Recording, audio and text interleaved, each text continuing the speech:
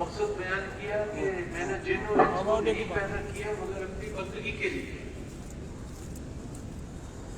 ساری جو انسانیت کی تخلیق ہے اس میں جو اللہ نے مقصد رکھا وہ بندگی ہے. ہر آدمی ہر انسان جو دنیا میں پیدا ہوا اس مقصد کو لے کر پیدا ہوا ہے کہ اس نے اللہ کی بندگی اطاعت فرمانبرداری کرنی ہے. اس کو سامنے رکھ کے زندگی گزارنی ہے, اللہ کو سامنے رکھ کے زندگی گزارنی ہے, اللہ کی چاہت کے مطابق زندگی گزارنی ہے. لیکن امت محمدیہ کو جو شان ہے ساری انسانیت پر وہ یہ اللہ نے کہا کہ تمہیں سب سے افضل بنایا ہے, تم سب سے اعلیٰ ہو فضیلت کے اعتبار سے سب سے زیادہ. اور اس کی وجہ کیا بتائی؟ اخرجت للناس, تمہیں انسانیت کے لیے نکالا ہے. تمہارا مقصد اپنی ذات کے اعتبار سے نہیں ہے. اپنی ذات کے اعتبار سے تو ایک شخص کو بندگی پہ لانا اور امت محمدیہ ہونے کی وجہ سے سارے عالم کے انسانوں کو بندگی پہ لانا. جو میدان ملا میرے بھائی دوستو اس کے اعتبار سے فضیلت ہے, کام کے اعتبار سے, میدان کے اعتبار سے, دونوں. کام ملا نبیوں والا, سردار الانبیاء والا. ہم ایک دفعہ ریونٹ میں بیٹھے ہوئے مشورہ ہو رہا تو مشورے میں کسی نے کہا کہ اللہ پاک کا کتنا احسان ہے کہ اللہ نے ہمیں نبیوں والا کام دیا ہے. تو حاجی عبدالوہاب صاحب رحمۃ اللہ علیہ اپنے کمرے سے باہر آ گئے اور مشورے میں آئے اور کہا کہ یہ مکمل بات نہیں ہے, ہمیں صرف نبیوں والا کام نہیں ملا لیکن ہمیں سردار الانبیاء کا کام ملا ہے. ہاں, وہ کام جس کی نظیر نہیں ہے, اس کے لیے میرے بھائی دوستو ہم یہاں جمع ہوتے ہیں. یہ شب جمعہ اس کام کو سامنے رکھ کر ایک شب گزارنے کا نام ہے, اس کام کے تقاضوں کو سوچنے کا نام ہے. میں کس سطح پر کھڑا ہوں, میں کس چیز کو سامنے رکھ کے زندگی گزار رہا ہوں, ترجیحات میں نبیوں والا کام کہاں پر رکھا ہے. اس کا تجزیہ لینے کے لیے یہ شب جمعہ ہے. اس کا تجزیہ, اس کا خیال کہ ہم کس کام کے لیے بھیجے گئے تھے اور ہم کیا کر رہے ہیں, ہم کس کام میں لگے ہیں, کس کام کو ہم نے فوقیت دی, کس کام کو سامنے رکھ کر کس کام کو مؤخر کیا, کس کو مقدم کیا, کس کو مؤخر کیا, کس کو سامنے رکھا, کس کو پیچھے کیا. کیونکہ یہ تو کرنا پڑے گا. جب بھی آدمی کو کام کرتا ہے کسی کام کو پیچھے کرتا ہے.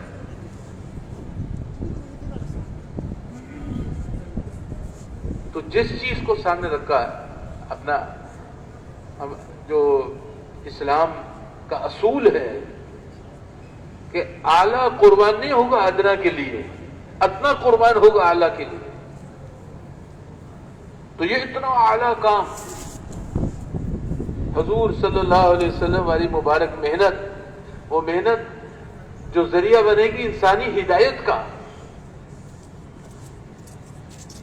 وہ محنت جو ذریعہ بنے گی لوگوں کی زندگیوں میں ایمان کے آنے کا, جو محنت ذریعہ بنے گی لوگوں کا اللہ کی طرف رخ کرنے کا, جو محنت ذریعہ بنے گی انسان کا عملوں والی زندگی کو اختیار کرنے کا.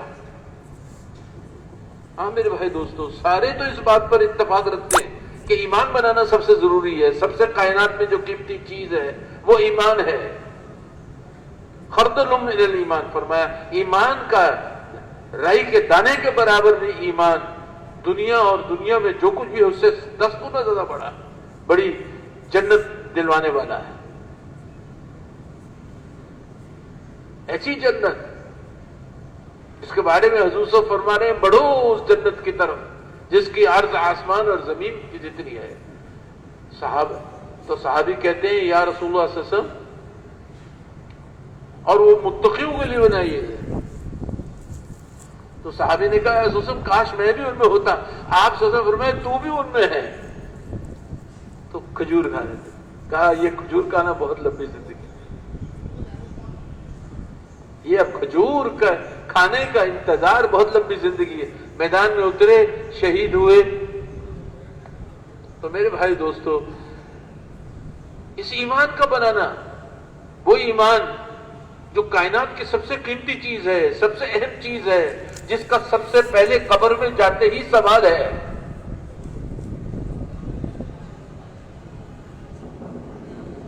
کہ کیا ایمان لے کر آ رہے ہو، کیا یقین لے کر آئے ہو. سب سے پہلے سوال، پالنے والا کون تھا؟ وہاں الست بربکم ہوا تھا عالم ارواح میں. اللہ نے پوچھا تھا کون؟ میں پالنے والا نہیں ہوں. سب نے کہا بے شک آپ ہی پالنے والے ہیں. دنیا میں آئے، سارا نظام پھیلا دیا. کسی کو دکان سے پلنا نظر آ رہا، کسی کو کاروبار سے پلنا نظر آ رہا، کسی کو ملازمت سے پلنا نظر آ رہا، کسی کو مال سے نظر آ رہا، کسی کو عہدوں سے نظر آ رہا، کسی حکومت کی کرسیوں میں نظر آ رہا. اور اللہ نے کہا ہاں آ کر نماز میں لگو،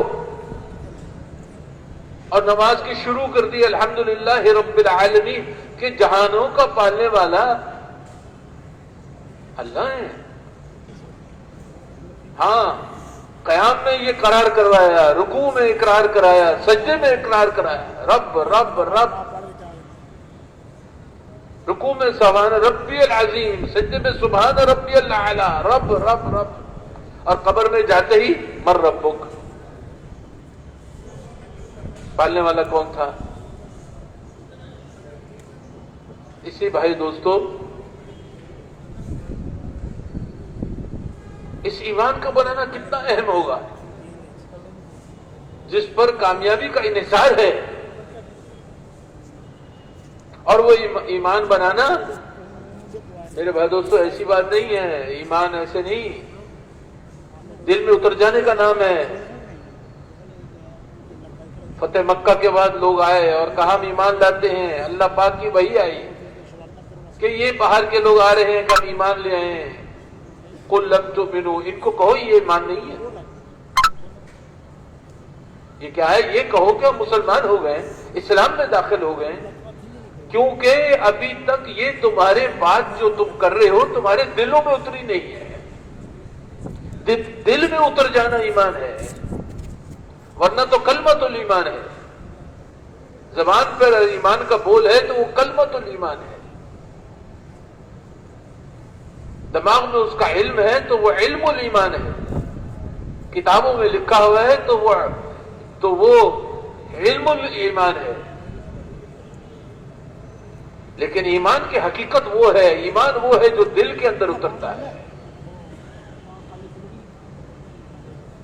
حارث رضی اللہ تعالیٰ بیٹھے، آپ صلی اللہ علیہ وسلم نے ان سے پوچھا کہ اے حارث تو نے آج صبح کیسے کی؟ تو جواب دیا یا رسول اللہ صلی اللہ علیہ وسلم میں نے ایمان کی حالت میں صبح کی. کہ ہر بات کی حقیقت ہوتی ہے. اے حارث تیری اس بات کی کیا حقیقت ہے؟ یا رسول اللہ میں تو اس حالت میں صبح کی ہے کہ میں نے اپنے نفس کو دنیا اور اس کی لذتوں اور اس کی زینتوں سے الگ پایا، اور میں نے جو ہے دنوں میں روزہ رکھ رہا ہوں، راتوں میں عبادت کرتا ہوں، اور ایسا ہے جنت والوں کی جنت میں خوشیاں منانا میرے سامنے، اور جہنم کی آہوزاری اور چیخ و پکار گویا کہ میں سن رہا ہوں، اور کچھ ایسی اور باتیں کی. تو آپ سے فرمایا کہ ہاں اللہ نے تیرے دل، اب حضور صلی اللہ علیہ وسلم کہہ رہے ہیں، سردار الانبیاء کہہ رہے ہیں، بتاؤ کہاں یہ ایمان ہے؟ تیرے دل کو اللہ پاک نے ایمان کے نور سے روشن کر دیا. اب اس کو پکڑ کے رکھی، سنبھالی. ایمان بنانا بھی ہے، ایمان کو سنبھالنا بھی ہے، کیونکہ دوستو ایمان کی سطح ایک جگہ پہ نہیں رہتی. ایمان کا ماحول، ایمان کی بات، ایمان کے تذکرے، ایمان کی یاد دہانی، ایمان کی باتیں، اللہ کی بڑائی، اللہ کی بزرگی کی باتیں سن رہا، کہہ رہا، ایمان بن رہا. اور اگر کسی اور ماحول میں ہے تو ایمان گر رہا، فساد کے ماحول میں ہے تو ایمان گر رہا۔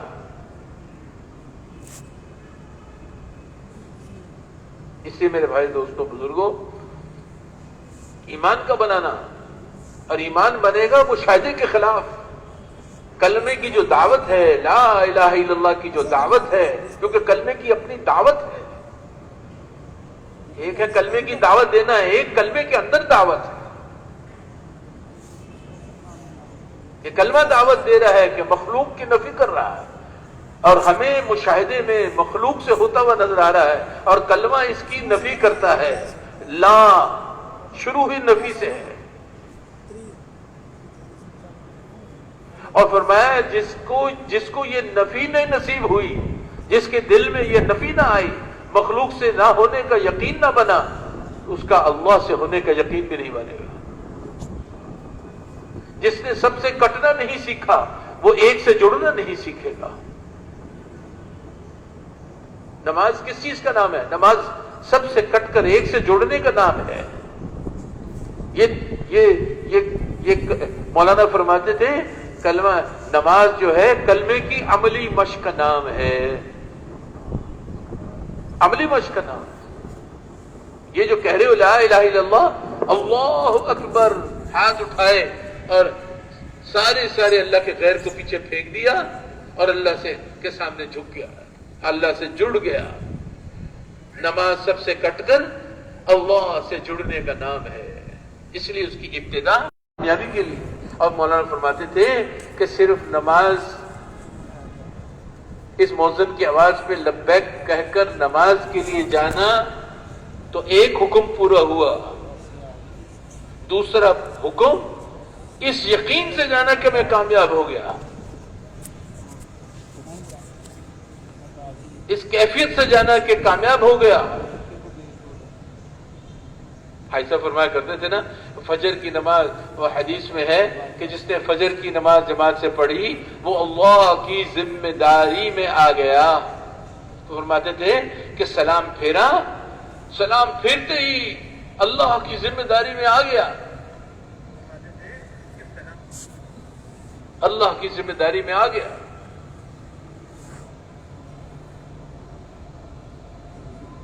نماز تو میرے بھائی دوستو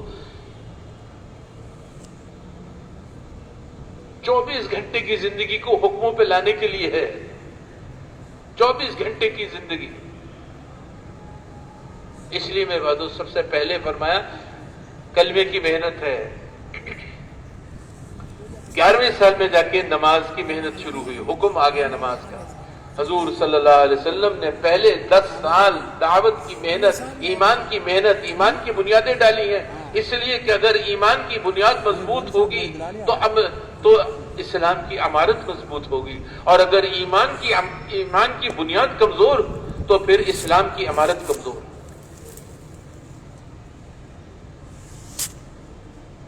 ایمان بنانا، اور ایمان کیا ہے؟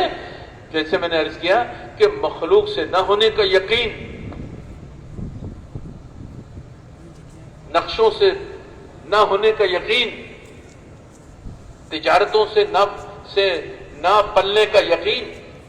ہاں یہ یقین الگ ہے، اللہ سے ہونے کا یقین الگ ہے، اللہ سے پلنے کا یقین الگ ہے، لیکن مخلوق سے، نقشوں سے، تجارتوں سے، کاروبار سے نہ پلنے کا یقین الگ ہے۔ یہاں پہلے کانٹا لگوایا گیا، اس کی نفی کروائی گئی، کیوں کہ یہ مشاہدے سے تعلق رکھتی ہے، یہ سب سے مشکل کام ہے کیونکہ مشاہدے میں ہے۔ میں کہہ رہا، آپ سن رہے، ہمارا عقیدہ، ہمارا ایمان اس کا ہے، آپ کہو گے ہاں ٹھیک ہے، لیکن زندگی کس چیز کو سامنے رکھ کے گزار رہے ہیں؟ صبح کس چیز کو سامنے رکھ کے گزاری ہے؟ شام کس چیز کو سامنے رکھ کے گزاری ہے؟ قوت کہاں پہ لگ رہی ہے؟ جان کہاں پہ لگ رہا ہے؟ مال کہاں پہ لگ رہا ہے؟ صلاحیتیں کہاں پہ لگ رہی ہیں؟ یہ خود اندازہ، خود اس کا تجزیہ کریں۔ تو جہاں یہ سارا کچھ لگ رہا ہے یقین تو وہاں کا ہے۔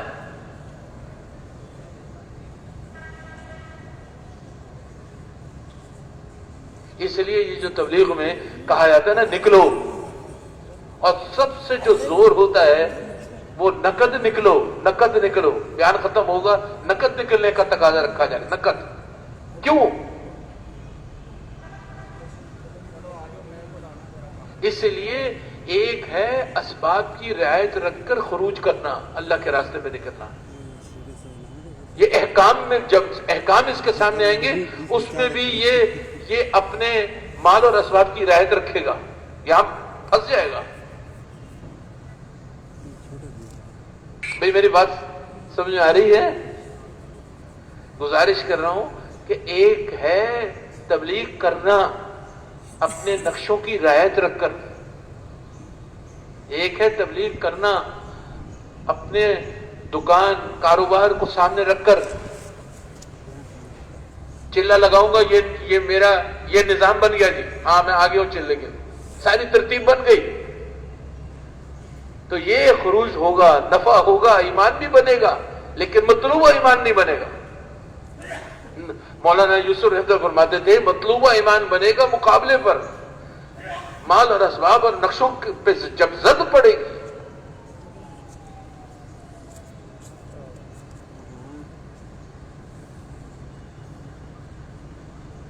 اپنا بھائی دوستو، ہم تو حکم کو مقدم کریں گے، اس لیے فرمایا نقد کیا ہے؟ امر، حکم. جب تبوک کے موقع پہ نکلنے کے اللہ نے بس ایک لفظ کہا، انفرو، انفرو، نکلو. پھر اس کے بعد کہا دوسرے دو لفظ کہے، خفافوں و ثقالا، ہلکے ہو یا بوجھل. سارے اسباب، سارے جو نقشے، سارے وجوہات نہ نکلنے کے وہ یہاں کاٹ دیے، سارے عذروں کو کاٹ دیا. یہ ہے نقد نکلنا. اور اگر غور سے دیکھو تو تبوک کے موقع غزوہ تو ہے، تقاضا تو جہاد کا تھا اور جانا تھا تبوک جو ہے حدود تھے روم کے ساتھ، حد پڑتی تھی، مقابلہ تھا رومیوں سے. اس مقابلے کے لیے تیار کر کے لے کے گئے، لیکن اللہ کے علم ازلی میں تھا کہ جنگ نہیں ہوگی. تو اللہ پاک کی جو یہ امر ہے انفرو، نکلو، اس کی اتنا اس پر لکھا گیا ہے، اتنی مشکلات تھیں، اتنے حالات تھے، اتنے حالات تھے کہ سواریاں نہیں ہیں، پہننے کو کپڑے نہیں ہیں، کھانے کو روٹی نہیں ہے. ایک جماعت کو آپ سب نے روک دیا. کتنی ضرورت ہے، روم سے مقابلے کے لیے جا رہے ہیں تو ایک جماعت کو روک دیا، اور وہ روک رہے ہیں روتے ہوئے، اور اللہ قرآن میں ان کا نقل کر رہے ہیں کہ یہ رک گئے، رو رہے. آپ سب نے جو پڑاؤ ڈالا، آپ نے کہا یہ جو ہم اجر و ثواب ہے نا، وہ جن کو چھوڑ گئے ہیں وہ بھی ہمارے اجر و ثواب میں شریک ہیں. گرمی اتنی سخت کہ منافق کہہ رہے ہیں کہ اتنی گرمی میں نکل رہے ہو، ہلاک ہو جاؤ گے. اور منافق آ کے کہہ رہے ہیں کہ ہمارے گھر خالی پڑے ہیں، ہم اپنے گھروں کو چھوڑ نہیں سکتے، اور اللہ کہہ رہے ہیں جھوٹ بول رہے ہیں.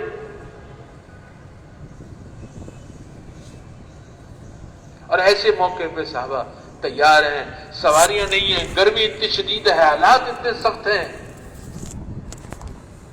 تو وہی تم لوگ ہم تو جب نکلتے ہیں ہم کہتے ہیں ہم گھر کیا ہے، گھر کا نظام کیا ہے، فلاں کا نظام کیا ہے، میری دکان کون دیکھے گا، میرے کاروبار کو کون دیکھے گا، کیا یہاں کچھ بھی نہیں ہے،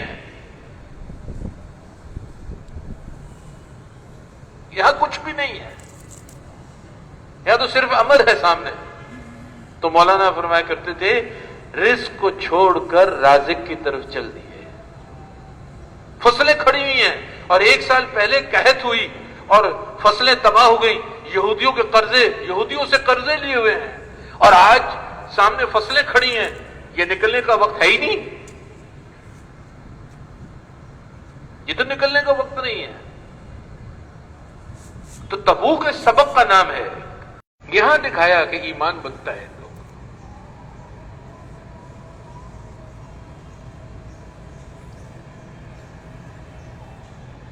اسی لیے جو ہے خندق کے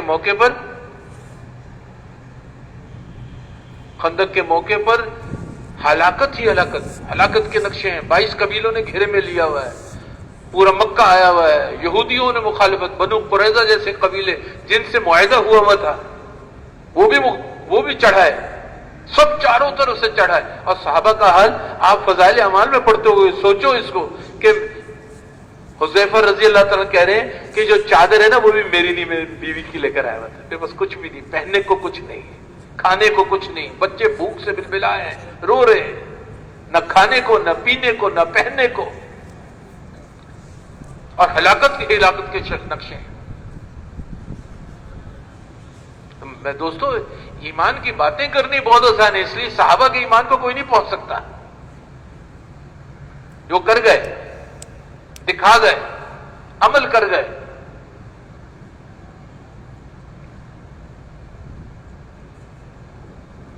تو مشورہ ہوا کہ اچھا اپنی حفاظت کی تو کوئی شکل ہے ہی نہیں.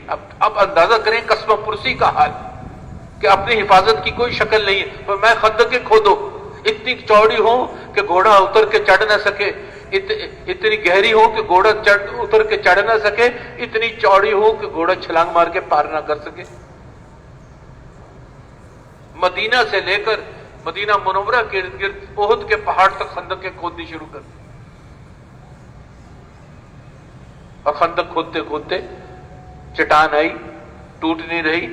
صحابہ نے حضور صلی اللہ علیہ وسلم کو کہا کہ یا رسول اللہ تو بھوک سے نڈھال, فاقوں سے پیٹ میں پتھر باندھے ہوئے, یہ چٹان نہیں ٹوٹ رہی. آپ نے کرتا اتارا, آپ نے بھی پتھر باندھے ہوئے, اور آپ نے کنڈال ماری تو روشنی نکلی, پورا مدینہ روشن ہو گیا. آپ نے فرمایا اللہ اکبر. صحابہ نے کہا یہ تو وہ تکبیر ہے جو فتح کے وقت کہی جاتی.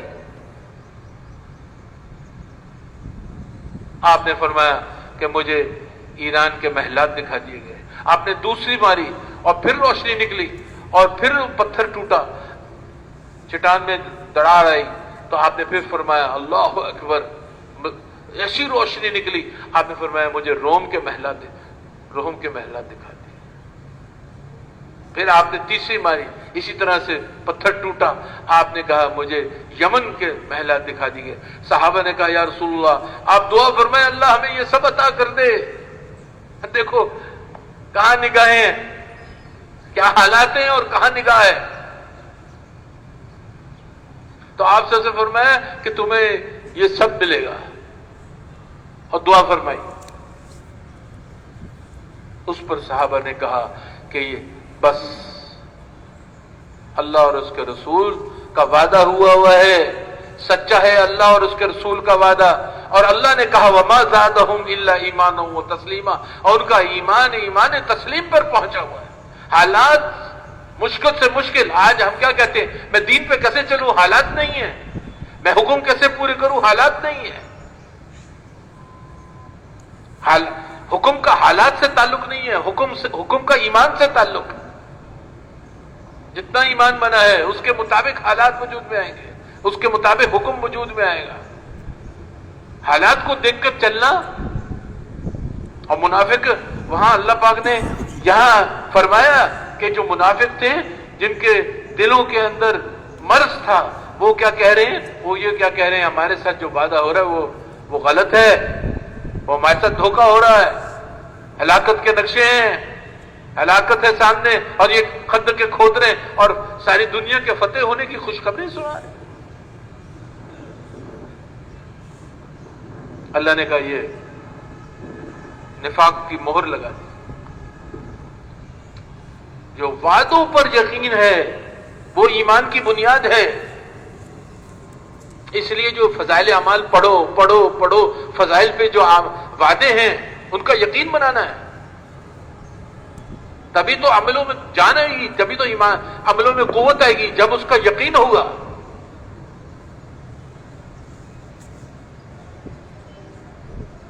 اس لیے میرے بھائی دوستوں بزرگوں, ہمیں محنت ملی اس ایمان کو بنانے کی, ان عملوں کو بنانے کی.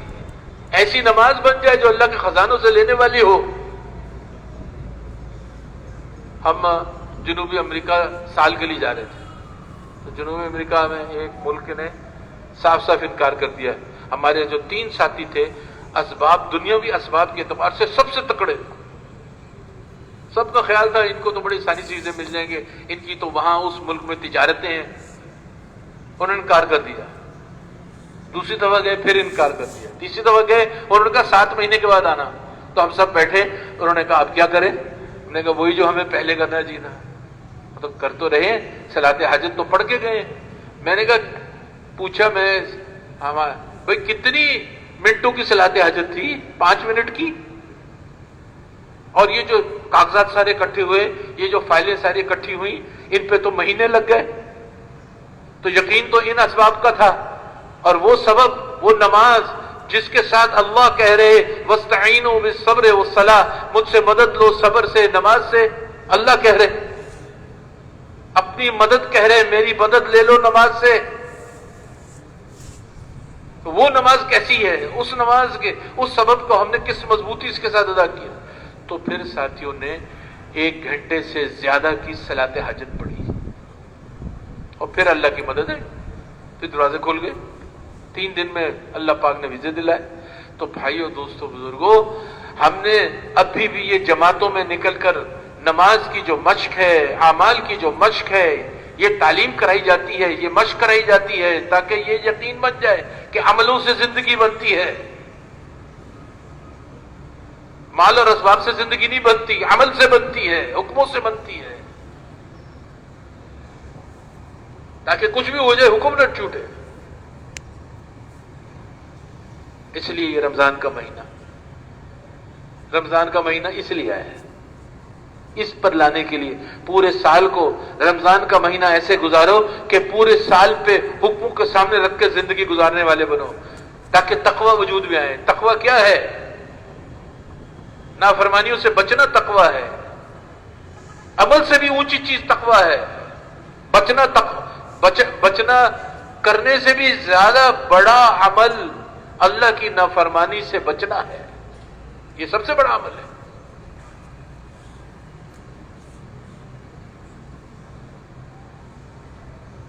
اسے فرمایا نا، راہ چلتے ہوئے نگاہ پڑی نامحرم پر، اللہ کے خوف کی وجہ سے، یہ ہے تقوی۔ نگاہیں جھکیں گی تقوی کی وجہ سے، اللہ کی خوف کی وجہ سے نگاہ جھک گئی۔ یہ اتنا 6 ملی میٹر کا نقل و حرکت ہے، اور 1 سیکنڈ سے کم کی نقل و حرکت ہے، 1 سیکنڈ سے کم ہے، اور 6-7 ملی میٹر کی نقل و حرکت ہے۔ اتنی سی نقل و حرکت، اتنی سے مختصر وقت کی نقل و حرکت، فرمایا اس کے سب گناہ معاف۔ اب وہاں تھے، کارگزاری سن رہے تھے رائے میں، ایک جماعت جرمنی سے کام کر کے آئی، کہ میونخ ایک شہر ہے جرمنی میں، وہاں گشت کر رہے تھے بازار میں، نظریں جھکی ہوئی، سارے مل کے چل رہے۔ ہاں، اگر یہ احساس ہو نا کہ اللہ دیکھ رہے ہیں، اللہ جسے کہتے ہیں ذکر کرو، کیوں ذکر کرو؟ کہ اللہ کا احساس رہے، اللہ کی بزرگی کا احساس رہے کہ اللہ دیکھ رہے، اللہ سن رہے۔ اس نے کہا درجۃ الاحسان جو ہے کیا ہے عبادت میں، کہ جیسے تم اللہ کو دیکھ رہے، اگر یہ نہیں ہو سکتا تو اس احساس سے عبادت کرو کہ اللہ تمہیں دیکھ رہے۔ تو جماعت جو ہے اس احساس سے چل رہی ہے، ذکر کرنا۔ ہم ذکر تو کرتے ہیں لیکن یہ احساس پیدا نہیں ہوا۔ ذکر سے تو مقصود ہے کہ ذکر کر رہا ہے تو اللہ کا ایسا احساس ہے کہ اللہ کے غیر سے جدا ہو گیا ہے۔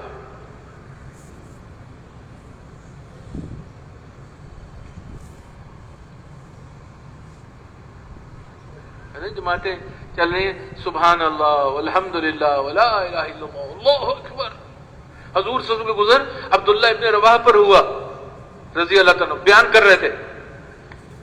آپ نے فرمایا کہ میں تمہارے ساتھ کیوں نہ بیٹھوں جب مجھے اللہ نے حکم کیا ہے تمہارے ساتھ بیٹھنے کے لیے؟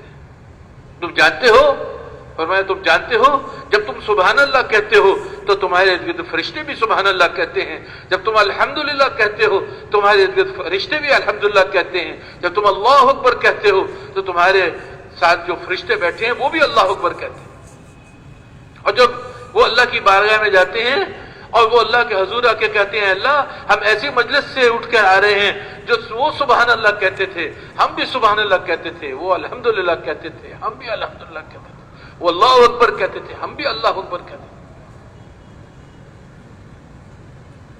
تو اللہ نے کہا تم سب گوار ہو، میں نے ان کی مغفرت کر دی۔ کہ اے اللہ اس میں تو ایک بڑا گنہگار بھی بیٹھا تھا۔ فرمایا یہ ایسی مجلس ہے کہ اس میں کوئی بھی بیٹھنے والا محروم نہیں رہے گا، میں نے اس کی بھی مغفرت کر دی۔ ایسی مجلسیں ہوتی ہیں۔ تو میرے بھائی دوستو، ایک وہ جرمن خاتون، میں وہ واقعہ سنا رہا تھا، وہ جرمن خاتون سامنے آ گئی کہ آپ لوگ کیا ڈھونڈ رہے ہیں، میں آپ کی مدد کروں؟ تو جو جماعت تھی اس کی ساروں کی نظریں جھک گئیں۔ میں نے عرض کیا کتنا دیر لگی؟ 1 سیکنڈ سے کم، اور نقل و حرکت 7 ملی میٹر کی، 8 ملی میٹر کی، یہ پلکوں کا جھکنا۔ ہم مسلمان بھائیوں سے مل رہے ہیں، یہ کہہ کر وہ گاڑی میں بیٹھی چلی گئی، گھر گئی، گھر جا کے اپنے شوہر کو کہا آج میں نے فرشتوں والی سیرت کے لوگ دیکھے ہیں۔ ہاں، اٹھ کے آنکھیں اٹھا کے مجھ کو نہیں دیکھا، جاؤ ان کے ساتھ وقت گزارو، دیکھو کون ہے، کیا ہے، ان سے کچھ سیکھ کر آؤ۔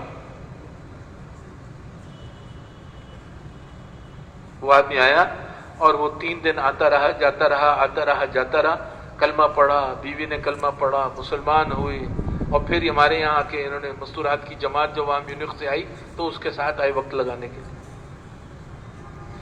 تو کیا ہدایت کا ذریعہ بنا؟ کون سا عمل؟ کون سا عمل؟ ہاں، نظروں کا جھکنا، 1 سیکنڈ کا عمل ہدایت کا ذریعہ بن گیا۔ اور یہ کب ہوگا؟ جب تقوی وجود میں آئے گا۔ تقوی ہے کب وجود میں آئے گا؟ رمضان آیا، اسی تقوی کو وجود میں دینے کے لیے آیا ہے، لعلکم تتقون، تاکہ تم متقی بن جاؤ۔ اور یہ رمضان کے لیے نہیں ہے کہ رمضان میں تم متقی بن جاؤ باقی پھر نہیں، رمضان سارے مہینوں کے لیے آیا ہے، سارے سال کے لیے آیا ہے۔ سال میں ایک دفعہ آتا ہے نا، تو پورے سال کے لیے آتا ہے کہ ایسا تقوی وجود میں آئے جو پورا سال اس کا اثر رہے۔ اس لیے تو ہے فضیلت کہ دعائیں قبول کرو۔ فرشتوں کو اللہ کہہ رہے ہیں اپنی اپنی عبادت چھوڑ دو اور روزہ داروں کی دعاؤں پر آمین کہو۔ اپنی عبادت چھوڑ دو، روزہ دار کی دعاؤں پر آمین کہو۔ اور فرمایا کہ یہ ہو ہی نہیں سکتا افطار کے وقت دعا مانگی جا رہی ہو اور قبول نہ ہو، قبولیت کا وقت ہے۔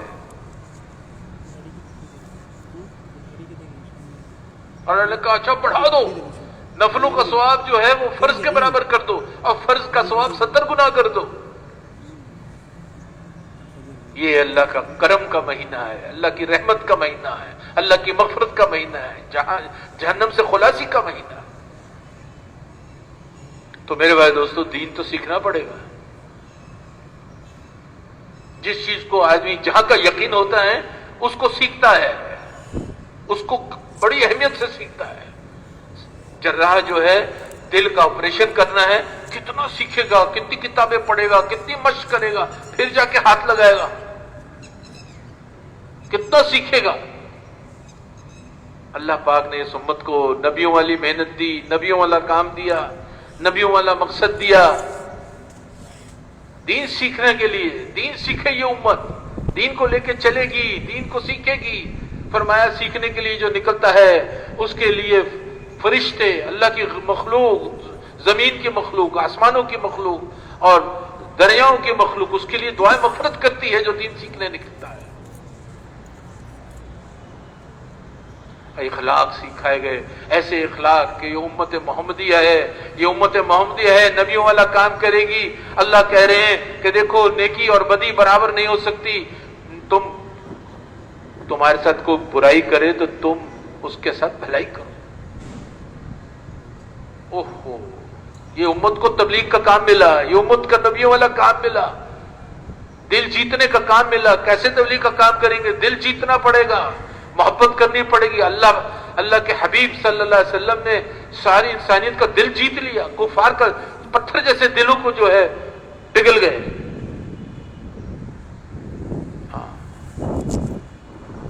हिंदा जिसने हजरत सल्लल्लाहु अलैहि वसल्लम के चाचा का पेट चाक करके कलेजा चबाया और थूक दिया, इतनी सख्त औरत, कितनी सख्त होगी।